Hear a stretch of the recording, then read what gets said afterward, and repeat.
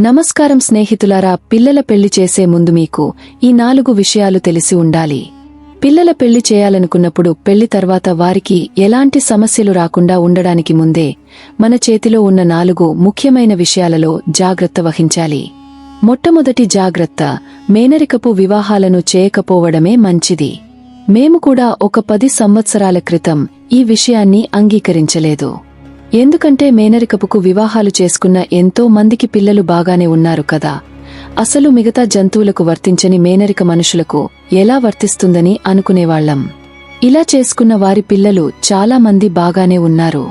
కాని కొంతమందికి పుట్టిన పిల్లలు అంగవైకల్యంతో పుట్టారు. అలాగే కొంతమంది పిల్లలు పెరుగుతున్న క్రమంలో వారిలో అనారోగ్య సమస్యలు బయటపడుతున్నాయి. మేనరికపు వివాహం కాకపోయినా కొంతమంది పిల్లలు లోపాలతో పుట్టే అవకాశముంది. కాని మేనరికకు వివాహాలలో ఇలాంటి అవకాశం కొంచెం ఎక్కువగా ఉంది. పిల్లలు ఒకవేళ అంగవైకల్యంతో పుడితే ఆ బాధను కన్నా తల్లిదండ్రులు జీవితాంతం భరించాల్సి వస్తుంది. మా అభిప్రాయం ప్రకారం ఒకదానితో సమస్య వచ్చే అవకాశముందని తెలిసినప్పుడు ఎందుకు రిస్క్ తీసుకోవాలి? రెండవ జాగ్రత్త ఏమిటంటే 25 సంవత్సరాల వరకు పిల్లలకు పెళ్లి చేయకపోవడమే మంచిది. ఎందుకంటే వారి స్టడీస్ కంప్లీట్ చేసి తర్వాత వారు ఆర్థికంగా ఎవరిమీద ఆధారపడకుండా ఉండడానికి ప్రస్తుతం కావలసిన కనీస వయస్సు ఇది. చిన్నతనంలోనే మీరు వారి పెళ్లి చేయకూడదు. వారు చేసుకుంటామన్నా చేయకూడదు. పెళ్లి తర్వాత వారు చదువుకోవాలనుకున్న లేదా ఏదైనా సాధించాలనుకున్నా చాలా కష్టం అవుతుంది. చిన్నతనంలోనే మీరు వారి పెళ్లి చేస్తే ఆ బాధను వారు చనిపోయేదాకా మర్చిపోలేరు. ఇంకా కావలసి వస్తే 1-2 సంవత్సరాలు ఎక్కువైనా ప్రస్తుతం ఏమీ ఇబ్బంది లేదు. మొదట వారు ఎవ్వరిమీద ఆధారపడకుండా బ్రతికే శక్తి ఉండాలి. ఈ విషయంలో తల్లిదండ్రులు 1-2 సార్లు ఆలోచించి మీ పిల్లల అభిప్రాయాన్ని కనుక్కొని నిర్ణయం తీసుకోండి. ఇక మూడవ జాగ్రత్త ఏమిటంటే, పిల్లల ప్రేమ వివాహాల విషయాలు వారు ఎవరినైనా ఇష్టపడి పెళ్లి చేసుకుంటా అని చెబితే మీరు కూడా ఒక్కసారి ఆలోచించండి. ఒకవేళ మీకు ఆ సంబంధం ఇష్టం లేదా ఆ మనిషి నచ్చినట్లయితే మీ పిల్లలకు ఆ పెళ్లి వల్ల కలిగే కష్టనష్టాలు మరియు భవిష్యత్తులో వచ్చే ఇబ్బందుల గురించి క్లియర్గా ప్రాక్టికల్గా తెలియజెప్పే ప్రయత్నం చేయండి. అయినా కూడా వారు వినకపోతే కొంత టైం ఇవ్వండి. చివరికి మీరు ఏం చెప్పినా వారు విననట్లయితే అనవసరంగా వారి జీవితాలలో మీరు విలన్లుగా మారకండి. వారి నిర్ణయానికి వారే బాధ్యత వహించాలని గుర్తు చేయండి. ఒకవేళ మీరు బలవంతంగా వారి పెళ్లి మీకు నచ్చిన వారితో చేస్తే ఎలాంటి చిన్న ఇబ్బందినైనా వారు ఓర్చుకోలేరు. అలాగే ఏం జరిగినా జీవితాంతం మిమ్మల్ని బ్లేమ్ చేసే అవకాశం ఉంది. ఇక 4వ జాగ్రత్త ఏమిటంటే, సంబంధాల విషయాలలో మనకు ఆ కుటుంబం ముందుగానే తెలిసి ఉంటే వారి గురించి మనకు కొంత అవగాహన ఉంటుంది. కాని ఆ కుటుంబం మనకు కొత్తవారైతే తొందరపడకుండా అన్ని విషయాలు తెలుసుకుని నిర్ణయం తీసుకోవాలి. ఆ కుటుంబ ఆచార వ్యవహారాలు, సమాజంలో కలిసి ఉండే విధానం, ఆర్థిక పరిస్థితి, అనారోగ్య సమస్యలు, అబ్బాయికి అమ్మాయికి అసలు పెళ్లి అంటే ఇష్టముందా లేదా, ఇలాంటి విషయాలు తెలుసుకున్నాకే సంబంధాన్ని ఓకే చేయాలి. ఎందుకంటే కొందరు చాలా బాగా నటిస్తారు, అబద్ధాలు కూడా చెబుతారు. అలానే ఎంతో మంది చాలా మంచివారు కూడా ఉన్నారు. ఇవన్నీ వింటుంటే, అలాగే ప్రస్తుత సమాజంలో జరిగే వాటిని చూస్తుంటే పెళ్లి కాని పిల్లలకు పెళ్లి అంటేనే భయం వేస్తుంది. కానీ ఇంకా మన సమాజంలో హస్బెండ్ మెటీరియల్ మరియు వైఫ్ మెటీరియల్ లాంటి మంచి అబ్బాయిలు మరియు అమ్మాయిలు కూడా ఇంకా ఉన్నారు. కానీ అందరూ అలా లేరు. అలాగే తల్లిదండ్రులు చేసే ఈ 3 పనులే పిల్లలు చెడిపోవడానికి కారణం అవుతున్నాయి.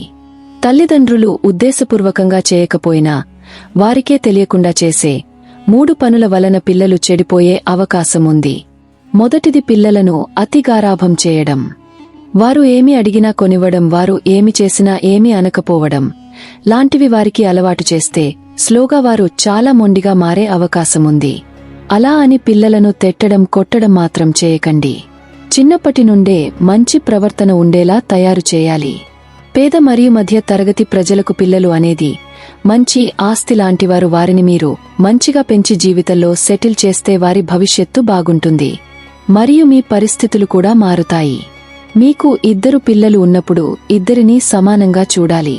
మీరు ఏమాత్రం తేడా చూపించిన వారికి అర్థమవుతుంది.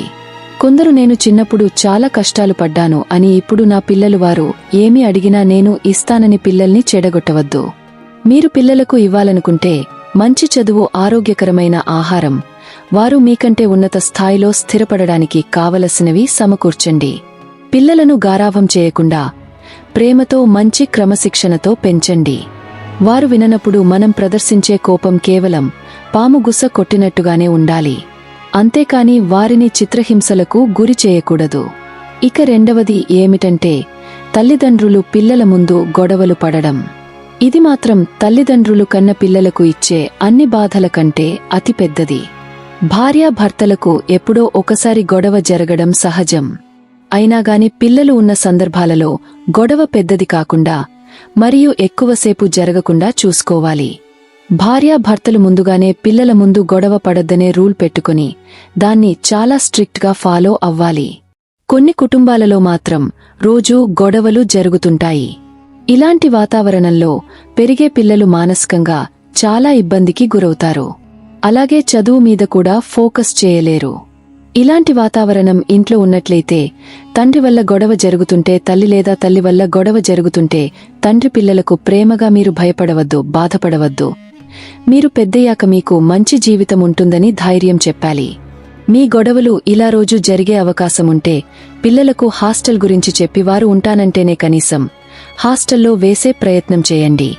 తల్లిదండ్రులు గొడవ పడుతుండడం వారు రోజూ గమనిస్తున్నట్లయితే వారు కూడా మిమ్మల్ని అనుకరించే అవకాశముంది.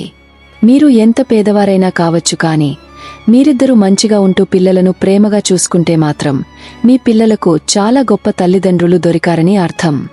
ఇక మూడవ కారణం ఏమిటంటే పిల్లలకు చిన్నప్పటి నుండే తల్లిదండ్రులు జ్ఞానబోధ చేయకపోవడం.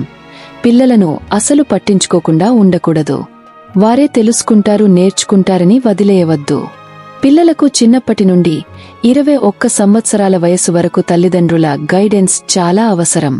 పిల్లలకు చిన్నప్పటి నుండే డబ్బు యొక్క విలువ, పొదుపు యొక్క విలువ, ఎందుకు అబద్ధాలు చెప్పకూడదు, ఎందుకు మోసాలు చేయకూడదు, ఎందుకు చెడు అలవాట్లు మంచివి కావు, ఎందుకు మంచి ప్రవర్తన ఉండాలి అనే విషయాలు సమయం దొరికినప్పుడల్లా మీ పిల్లలకు చెప్పాలి.